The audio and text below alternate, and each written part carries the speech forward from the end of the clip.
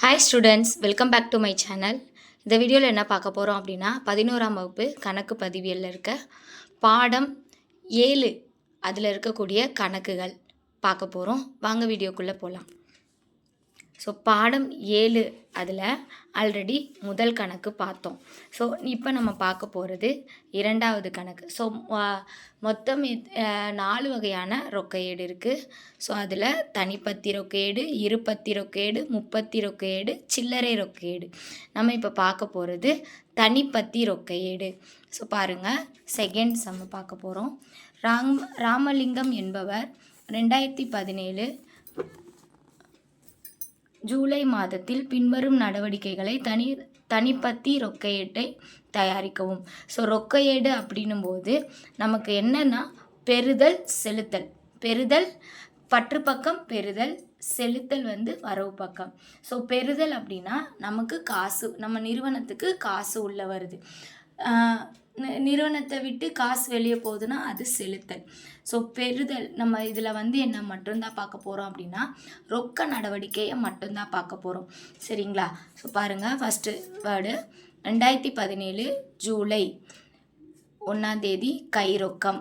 கை ரொக்கம் அப்படின்னும் போது பெறுதல்கள் பக்கம் இருப்பு கீக்கோ. பாருங்கள், திரு ராமலிங்கம் அவர்களின் ரொக்கையேடுன்னு ஹெட்டிங் எழுதணும். நாள் பெறுதல், பேரேட்டு பக்க எண், தொகை. நாள் செலுத்தல், அடுத்து பேரேட்டு பக்க எண், தொகை. சரிங்களா? ஸோ இருப்பு கை ரொக்கம் அப்படின்றது பார்த்திங்கன்னா 2017 ஜூலை போட்டுட்டு இருப்பு கீக்கோ அப்படின்னு சொல்லிட்டு அந்த கை ரொக்கம் இருக்கு இல்லையா, அதை எடுத்து எழுதணும். அடுத்து பாருங்கள், கீர்த்தனாவிடம் இருந்து ரொக்கம் பெற்றது. ஸோ பெற்றது அப்படின்னும் போது நமக்கு காசு உள்ளே வருது. ஸோ அப்போ பெறுதல். ஸோ கீர்த்தனா அப்படின்னு போட்டு 5 கீர்த்தனா கணக்குன்னு சொல்லிட்டு அமௌண்ட்டை போடணும். அடுத்து பாருங்கள், 6 கட்டும செலவுக்காக பணம் கொடுத்தது. கொடுத்தது அப்படின்னும் போது நம்ம பணத்தை கொடுக்குறோம், அப்போ நம்மகிட்ட காசு வெளியே போகுது. ஸோ அப்போ செலுத்தல்கள் பக்கம் 6 கட்டும செலவு அப்படின்னு சொல்லிட்டு அமௌண்ட்டை போடணும். நெக்ஸ்ட்டு பாருங்கள், 7 ரொக்க கொள்முதல். கொள்முதல் அப்படின்னும் போது ஒரு பொருளை நான் வாங்குகிறேன் அப்படின்னா நம்மகிட்ட காசு வெளியே போகும்.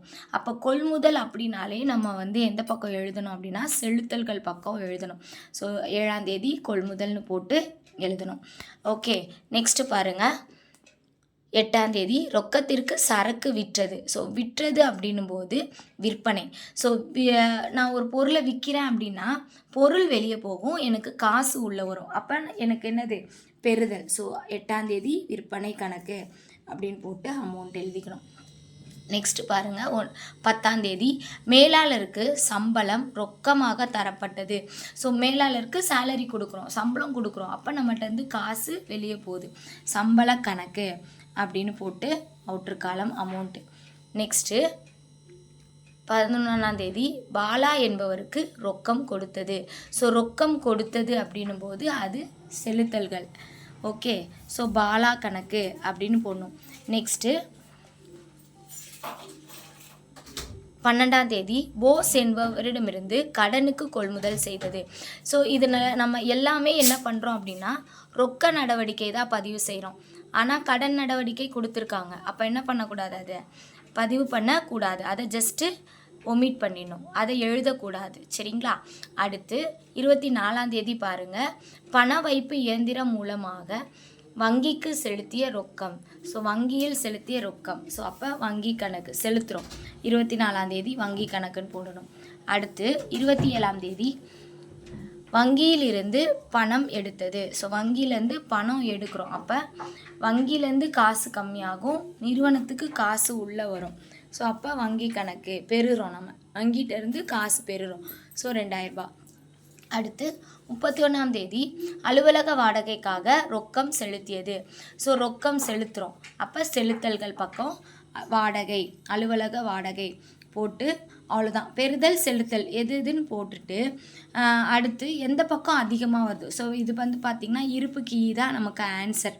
ஓகேவா? இருப்பு கீ தான் ஆன்சர். அப்போ பற்று பக்கம் அதிகமாக இருக்கு, பெறுதல்கள் பக்கம் அதிகமாக இருக்கா, செலுத்தல்கள் பக்கம் அதிகமாக இருக்கான்னு பார்க்கணும். ஸோ பெறுதல் பக்கம் அதிகமாக இருக்குது, அப்போது செலுத்தல் பக்கம் கம்மியாக இருக்கும் இல்லையா, அந்த இதையும் மைனஸ் பண்ணால் நமக்கு கிடைக்கக்கூடிய ஆன்சர் 8,900 ஸோ அதை இருப்புக்கு அப்படின்னு சொல்லி எழுதணும். அந்த இதை இப்போ ஜூலை மாதமா, ஜூலைக்கு அடுத்து ஆகஸ்ட் 1 இருப்பு கீக்கோ அப்படின்னு சொல்லி 8,900 எழுதணும். உங்கள் எல்லாருக்கும் புரிஞ்சிருக்கும்னு நினைக்கிறேன். தேங்க்யூ ஃபார் வாட்சிங். Keep supporting. Thank you students.